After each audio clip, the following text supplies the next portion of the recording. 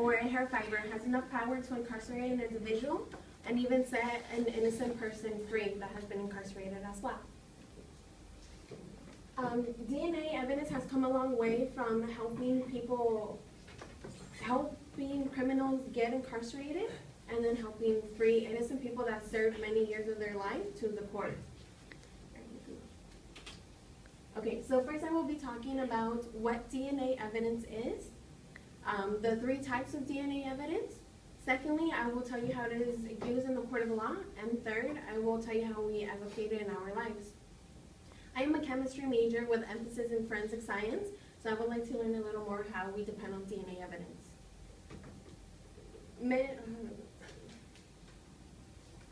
So DNA evidence represents you.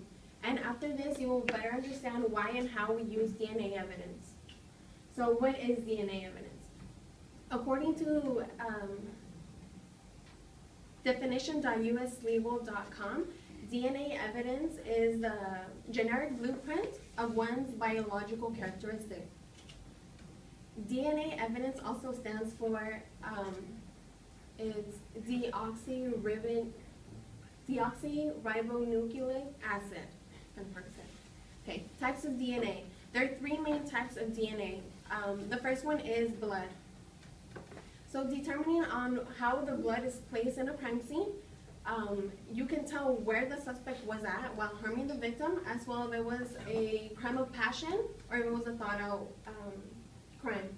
Although the blood might be the victim's, it helps out policemen, like a base of where they can start looking for either a stranger or someone that they knew. The second one is fingerprints. Our fingerprints produce an acid. Our fingertips produce water-based oils that release through the ridges of our fingertips, and thus leaving fingerprints anywhere that you touch. The third one is hair fibers. In order for a hair fiber to be productive in the DNA evidence, it has to be from the root, meaning there has to be a hair follicle in order to trace it back to the person that it fell off of. And everyone has hair anywhere in their body. And 80 strands of hair fall out per day per person. So you're leaving your DNA without you even knowing it. Okay, just how I explained right now how it is used, what DNA evidence is and the types of DNA evidence, I will now tell you how it is used in the court of law. On September 2nd of 2014, 74-year-old Samuel Little was finally convicted after committing 3 murders in the 1980s. He was considered a serial killer as well as serial rapist. He was not convicted until September 2nd of 2014. Samuel Little started raping and killing his victims in the 1980s. He started in South Los Angeles and moved on to Missouri, where he left 2 other victims. Luckily for them, he did not kill them, but he did rape and brutally beat them. And he moved on to San Diego, where a police officer found an unconscious woman in Little's car, thus convicting him for attempted murder. He only ended up serving 2.5 years, but having his DNA in the system, Los Angeles police officers linked his DNA with cold cases in the 1980s. So this is Samuel Little here. While he was on the prosecution, he was smirking the whole time, just laying back, reliving reliving the moments that he had when he brutally beat and killed the women. After the jurors saw the pictures of the women, he was convicted to life in prison without a chance of parole. Just like how DNA evidence helps us capture criminals, it has also helped free innocent people.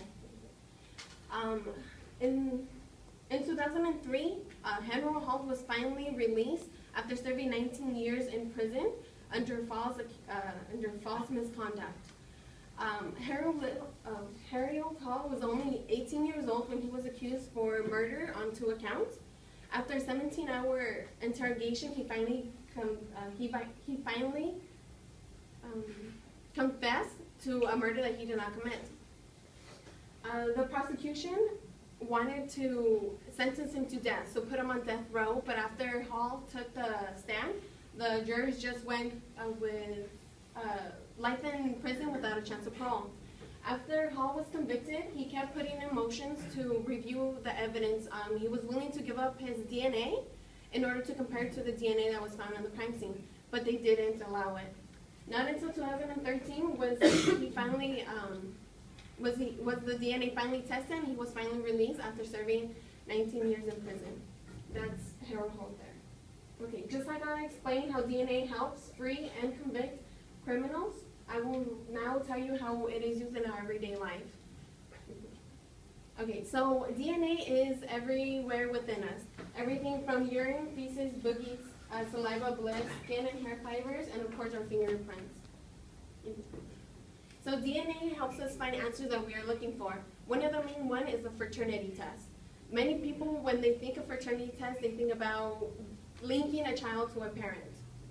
So the famous Marsha, you are not the father, and as well as this one, why isn't he green? But not only is DNA used to link a parent to a child, but many people go through adoptions and they want to find the root of where they came from. DNA is what we are made of, but it is not who we are in the personality-wise, and so they seek to find a person who they came from. Okay. So now that I talked about what DNA evidence, the types of DNA, how it is used in the court of law, and how it is used in our everyday life. DNA has come a long way from convicting criminals to setting free the innocent. Getting your DNA as inedible is just a matter of when. DNA can help you when you're looking at death row as well. So if you are innocent, show your DNA and then you will be proven innocent. So again, DNA represents us, and after this you have a better understanding of why we use DNA in our everyday life.